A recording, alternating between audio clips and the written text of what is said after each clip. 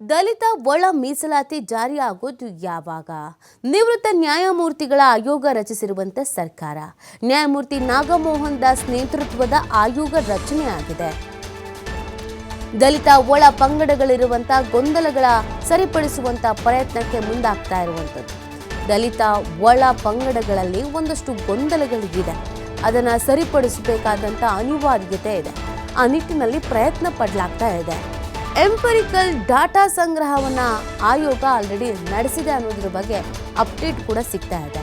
ಶೀಘ್ರದಲ್ಲೇ ವರದಿಯನ್ನ ಸಲ್ಲಿಕೆ ಮಾಡುವಂತ ಸಾಧ್ಯತೆ ಇದೆ. ವರದಿ ಸಲ್ಲಿಕೆಗೆ 2 ತಿಂಗಳ ಕಾಲಾವಕಾಶವನ್ನು ಸರ್ಕಾರ ನೀಡಿತ್ತು. ಇದೀಗ ಮಾಹಿತಿ ಸಂಗ್ರಹ ಅಂತಿಮ ಹಂತಕ್ಕೆ ಬಂದಿರುವಂತ ಹಿನ್ನೆಲೆಯಲ್ಲಿ ಪೂರ್ಣ ಅಂಕಿಅಂಶ ರೆಡಿ ಆಗುತ್ತಲೇ ಸರ್ಕಾರಕ್ಕೆ ವರದಿಯನ್ನ ಹಸ್ತಾಂತರ ಮಾಡಲಾಗುತ್ತೆ. ಸೊ ಆ ವರದಿಯಲ್ಲಿ ಏನಿರುತ್ತೆ, ವರದಿಯಲ್ಲಿ ಏನೆಲ್ಲ ಹೇಳಲಾಗಿರುತ್ತೆ, ಸರ್ಕಾರ ಆನಂತರ ತೆಗೆದುಕೊಳ್ಳುವಂಥ ನಿರ್ಧಾರಗಳು ಏನು ನಿರ್ಧಾರವನ್ನು ಪ್ರಕಟಿಸಬಹುದು, ಇದು ಈಗಿರುವಂಥ ಪ್ರಶ್ನೆ. ಶೀಘ್ರದಲ್ಲೇ ಸರ್ಕಾರಕ್ಕೆ ವರದಿಯನ್ನು ಹಸ್ತಾಂತರ ಮಾಡುವ ಸಾಧ್ಯತೆ ಇದೆ ಅನ್ನೋದು ಗೊತ್ತಾಗ್ತಾ ಇದೆ. 2 ತಿಂಗಳ ಕಾಲಾವಕಾಶವನ್ನು ನೀಡಲಾಗಿತ್ತು. ಸಾಕಷ್ಟು ರೀತಿಯಾದಂಥ ವರದಿಯನ್ನು ತಯಾರು ಮಾಡಲಾಗಿದೆ, ಒಂದಷ್ಟು ಡೇಟಾಗಳನ್ನು ಸಂಗ್ರಹಿಸಲಾಗಿದೆ ಅನ್ನೋದ್ರ ಬಗ್ಗೆ ಮಾಹಿತಿ ಸಿಗ್ತಾ ಇದೆ.